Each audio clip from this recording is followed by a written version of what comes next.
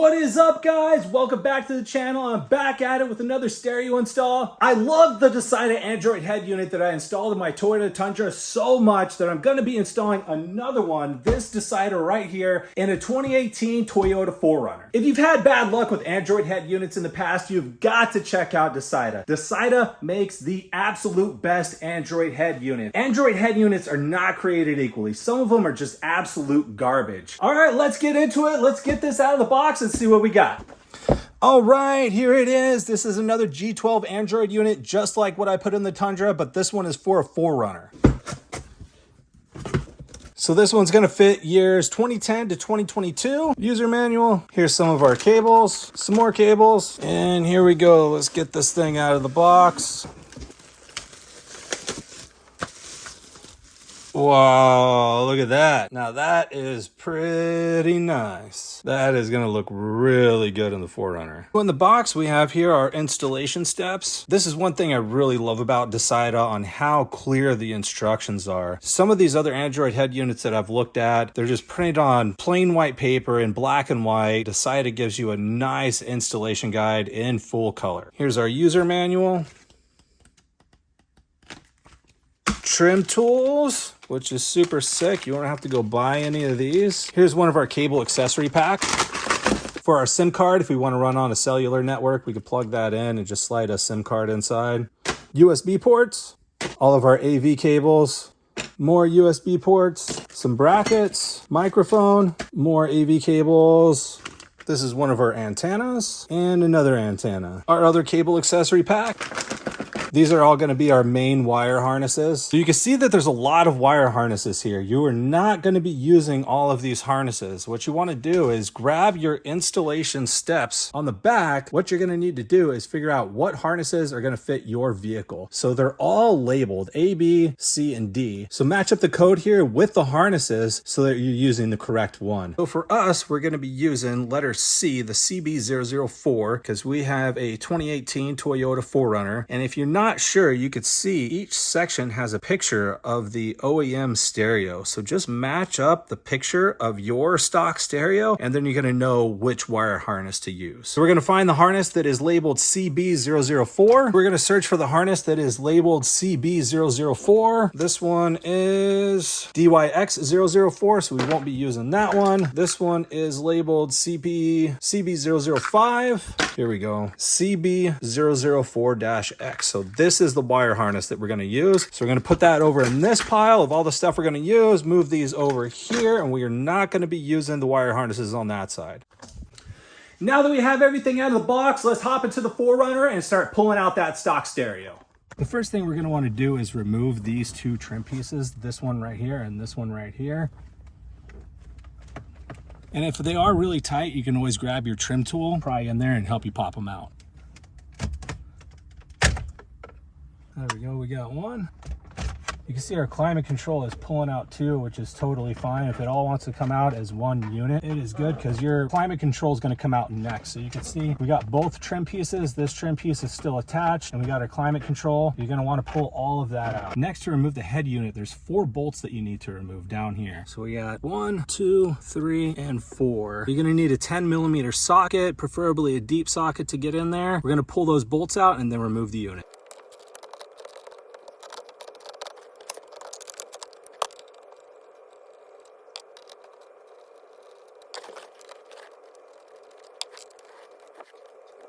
Now that we've got the bolts out, the only thing that's holding it in place is some of these yellow clips. You can see these yellow clips that's on the climate control. The head unit has those same yellow clips on it that's holding it in place. So we just need to grab a hold of it on the bottom and the top, and we're going to start wiggling it, pull it free, and then the whole thing is going to come out. Now that we've got the head unit out, and you can see all the connections back here, we just need to unplug everything just to get the head unit out.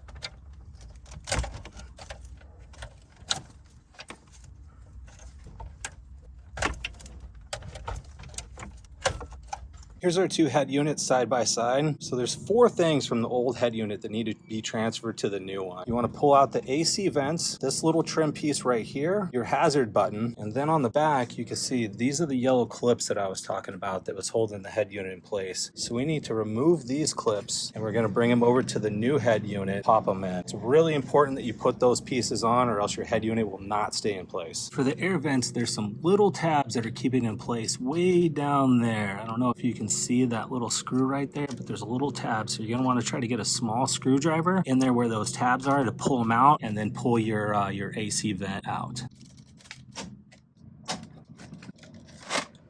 That easy. And they are labeled too. If you forget which one is which, they will have a label on there for right hand side and the other one will have left hand side. There we go, left hand side. The next thing we're going to remove is our hazard button right here. We're going to disconnect this cable.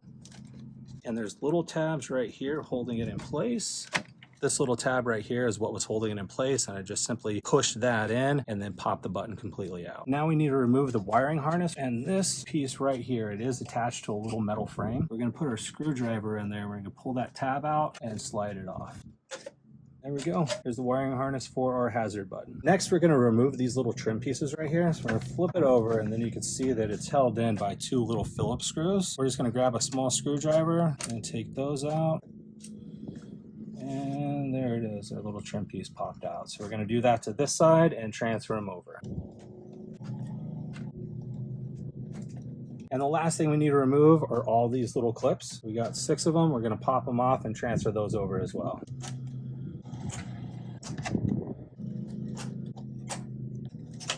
Now we're going to remove these mounting brackets on each side.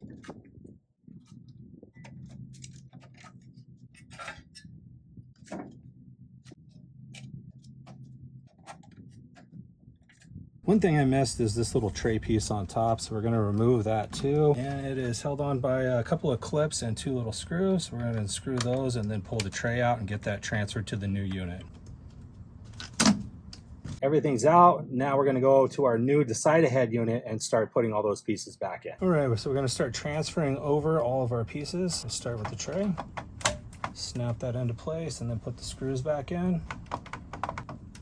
Now we're going to start transferring all of our clips. So we have the 4 yellow ones, 2 white ones. All of your yellow ones are going to go in the corner and the white ones in the middle. Now we're going to transfer over our 2 trim pieces.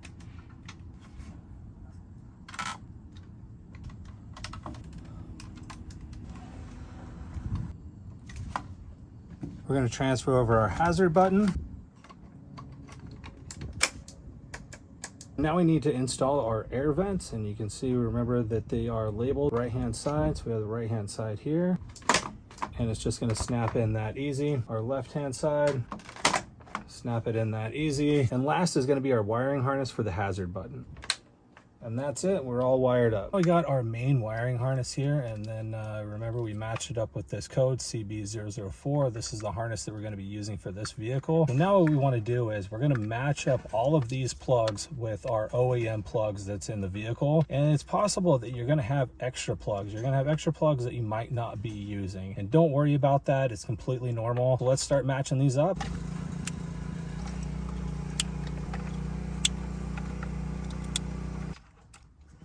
So now we're going to move over here to our head unit and we're going to start wiring up all of our antennas. We got our 4G and Wi-Fi. This little one's going to be your Wi-Fi. Here's our 4G antenna, our GPS. This is for our SIM card. We got our USB ports, RCA cables. We got some more RCA cables. More USB. Now that we have the vehicle harness installed, we're going to grab our new Dasaita head unit and we're going to start wiring everything from here to the new wiring harness. Grab our main harness here, plug that in. And now we need to plug in our backup camera. We have 2 that are labeled camera, so we're probably going to have to troubleshoot that and see which one we're actually going to use. And then on our head unit, we have camera in. So we're going to pick one of these and hopefully we'll get lucky. And if that doesn't work, then we'll switch it over. And over here we have our antenna for our AM FM radio. Plug that in. And then we have our plug for our hazard button. Plug that back in. All right, we should be all wired up. I'm gonna set it into the dash temporarily. We're gonna turn the car on and make sure everything powers up.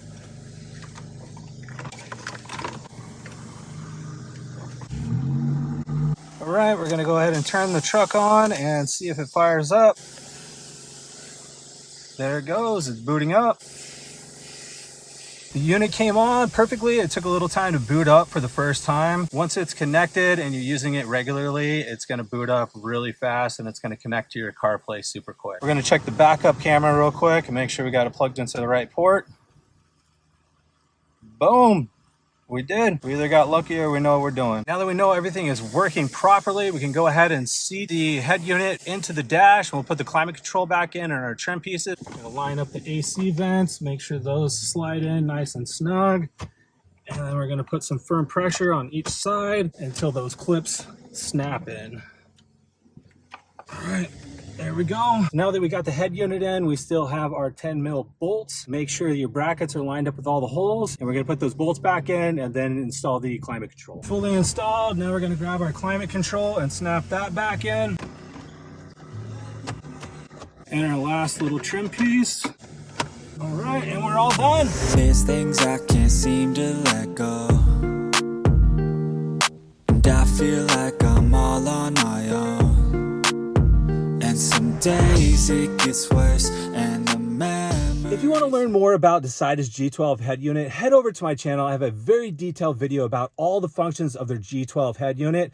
This one right here that I installed my 2012 Toyota Tundra. Once again, thank you guys so much for watching. If you have a Dasaita head unit, let me know down in the comments below what you think. I think the installation was super simple. With the guides and the detailed instructions that they supply, it cannot be any easier. It's definitely a DIY task that almost anybody can do. If you have any questions about your installation, if you're stuck in a part, any questions at all, put them down in the comments below. I try to answer as many comments as I possibly can, and I'm always happy to help you guys out. Make sure to like and subscribe, and I'll see you guys in the next one.